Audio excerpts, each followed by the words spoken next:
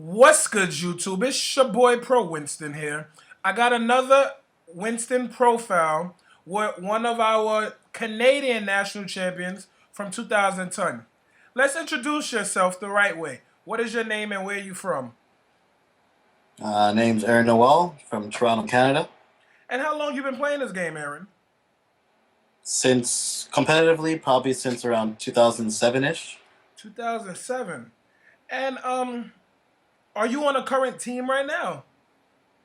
Yeah, I'm on Team Card Masters Team from Card Toronto. Masters from Toronto, right? Who's on that team with you?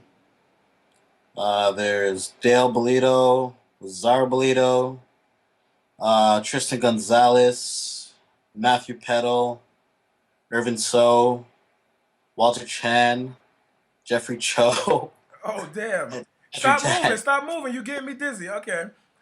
Um, you have a lot of good names on your team or whatever. Do you believe that being on the team has has made you a better player than prior to you joining the team? It's definitely helped out a lot because with when you're on a team, you basically get to converse with the players. You learn different things. Like a lot of these players are a lot better than me. Like a lot of people don't know Matthew Peddle. They do, but he doesn't win much. But he's taught consecutive nationals in Canada. So like he's as pro as it gets. Then there's Dale, obviously, Lazaro, Irvin. All those guys taught me a lot. Mm-mm. What is your understanding of a misplay? And have you ever Mis- made one? of course, I made a misplay. Mm. Everyone's made a misplay. But a misplay is basically when you don't do the whole play to put yourself in the best possible position. When you say best possible position, do you mean like the move that everyone wants you to do, like all the good players, or the move you feel comfortable doing during the time? It really depends. Like if it depends on the situation. There's what like in some certain situations, there's one correct play to do. Like you may have multiple options, but there's only one like truly good play to do. But in different situations, there's three ways you can go about it. Some of the pros will do it a certain way, and then you'll do it a different way. So in the wake of Courtney Waller topping and winning, do you believe that his DD Crow was a misplay, or to him, no? Do you believe his DD Crow was a misplay, or was it just a good play during the current moment to him? To me, is a misplay. I can't see him justifying summoning DD Crow first turn as a good play.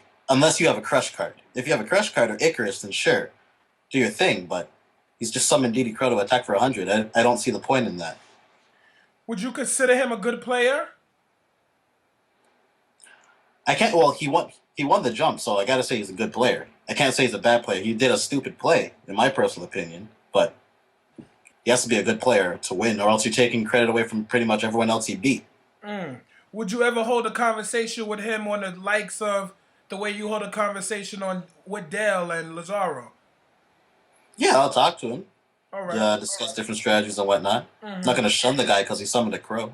All right, because you know most of the professional players are basically doubting him and all that stuff. But thanks for that answer. Do you believe that the game has gotten better or worse, and from the time that you started playing to now? Because in 2007 we didn't have what we had now. No, no, no, no, no. Back then, like that wasn't even too long ago. But I started off back in like around Troop Dupe format. That's basically when I started.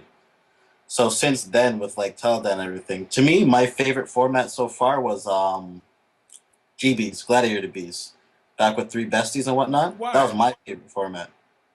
Hmm? Why was that your favorite format? Because it's just like it's around basically like the Telda format. Everybody knew you could only play one deck. If you're not playing GBs, you're probably not going to be winning an event.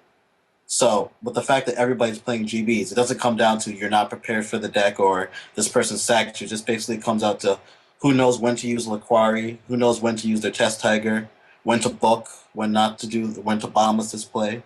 It comes down basically to skill and reading players rather than some dude just happened to drop three big ass monsters on my board and I lost. How do you know when to read players? You as a player. Me? Yeah. I just basically go off like the type of deck they're playing, what else, like the body motions. Like if somebody draws they sit there and they think for like 5 minutes and then they set a card. It's probably a bluff to me. But if they draw a card, set it right away. That's usually an active card.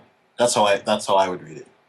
And that has led you to success when you topped and when you won nationals, right? Yeah, What yeah. deck was you playing during that time? I played Infernities in 2010. And the final matchup was Infernities versus. Frog FTK.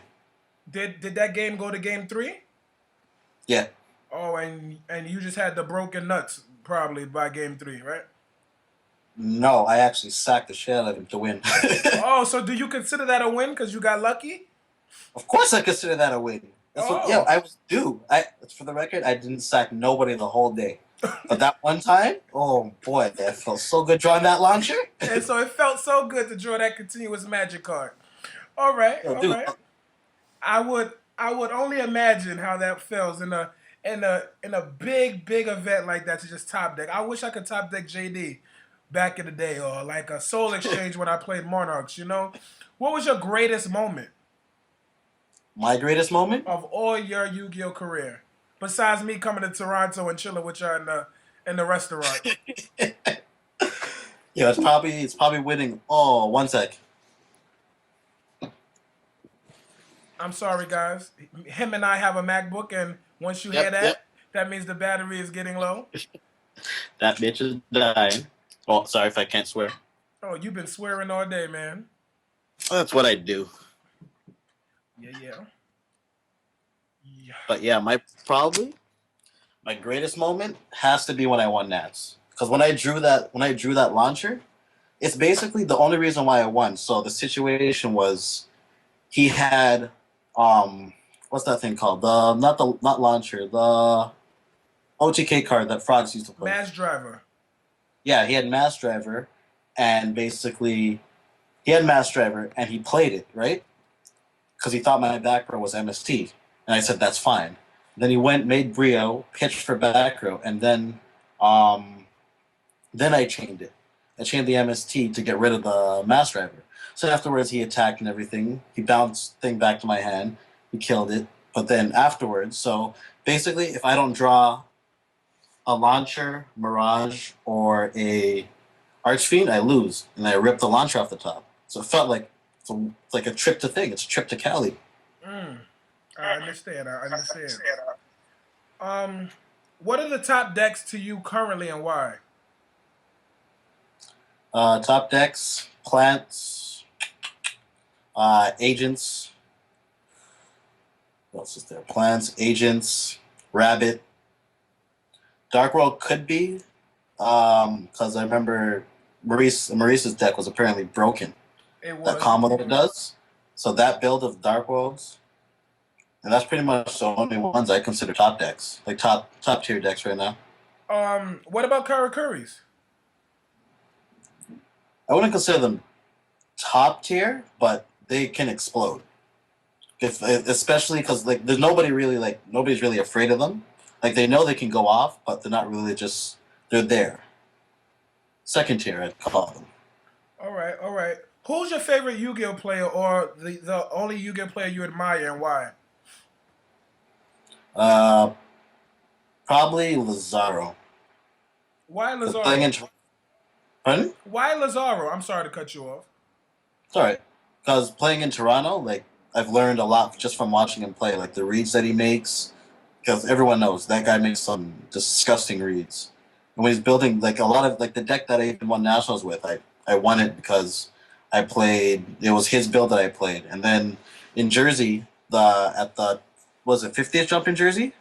Oh no, the 75th one, the one I topped. Yep, Yeah, the 75th. 75th. I was gonna play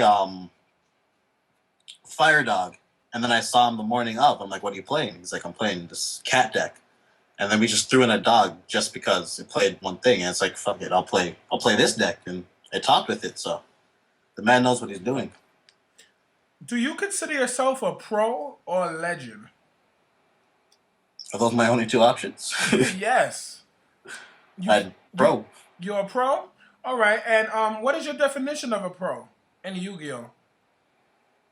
Just someone that has a certain particular skill set. Like you don't even have to have that many credentials. In my personal opinion, you can be pro in like not have that many credentials that people know about. But when it comes down to it, you know how to play the game. You know what you're doing. You're not going to be misplaying all over the place. And how do you? What advice can you give the players like myself that's striving to get somewhere in the game? How do we maintain focus? How do we get better when we're sitting in front of a professional player? Basically, learn as much as you can. Like even like when you're playing with them, ask like, is this the play that you would have done? Or sit down, ask if they can watch you play this game, and then ask like, do you see any misplays, anything I could have done differently? Watch them, especially always watch pros play. Because when you watch pros play, you learn a lot just from watching alone. Because there's certain stuff you see while watching a game that you don't see while you're playing it. So watching it definitely helps you out. And do you play on like a spell ground mat in the calculated case like what the other national champions and people that top do? Nah, nah. I have like a specific mat that I play on, but no spellground mat. I play on I think it's a versus mat. The Phoenix one. Yeah, the Phoenix one. That's my mat. And so you don't think that you need all those accessories to be good? No, no, no. You can play on just honestly, like Daly doesn't even use a mat. I just like that mat because it's Phoenix. I think she's the bomb. Oh, ooh, I don't know if we can say that on here, but um, if you had to play, if you had to enter a tournament tomorrow, would you pick up Plants since all the other pros are playing it, or Rabbit since all the other pros are playing it, or would you pick up a deck that none of the pros are playing? If I had to play like in a jump tomorrow, Yeah. right now, if I had to play in a jump tomorrow, I'd probably play. It'd probably be plants, either plants or Karakaris, one of the two. So you can't escape this pro life you live in. I could escape it, but it's just like I won't play a deck like I don't personally like playing the deck that everyone else is playing, but I'm not gonna play Dark World because I don't think it's good enough. I don't like Rabbit because you draw too many normal monsters. I played Agents and I personally don't like it that much. It's too one dimensional to me. It's summon Earth, summon Venus, summon Hyperion. That's the deck. I like Plants because it's most versatile deck out there. It has an answer to everything your opponent does. It has an answer to it through the synchros or just through different plays that you do. And you'll play Karakuris because Because you can go first turn to Churia Beast, and that pretty much beats every deck. that's the only reason. Yeah, first turn to Churia Beast, and plus if you get the Bogart thing, the green one, you do that, make the level 7. That goes off. You bring up the 17. The deck can go off, no problem. But it's just a matter of getting the deck to go off. That's the only thing. All right, I'm gonna ask you one more question. Do you believe all YCS champions are thieves or cheaters? Do I believe all YCS champions are thieves or cheaters? Yeah, Nah, that's just a question that someone asked me to ask. really? Yes. Nah, man. Look at Bill. Look. Okay, look at it this way. Billy and Lazar are both YCS champions. We both know they're not thieves. They're both stand-up guys. So, And what like, I'm about sure cheaters? some of them out there are, but neither one of those guys. So I can't say all YCS or national champions are thieves. So what about cheaters? Nah, I'm sure there are some cheaters out there that have won jumps in YCS and nationals, but not all of them. All right, can we expect you at YCS Atlanta? Atlanta? No, not Atlanta. But I'll be at Long Beach for the 100. All right, and if I invite you on the profiles one more time, can you do a part 2 explaining why Karakuris are good? Yes or no? Yeah, no problem. All right, you already know if it's not pro, it gots to go deuces.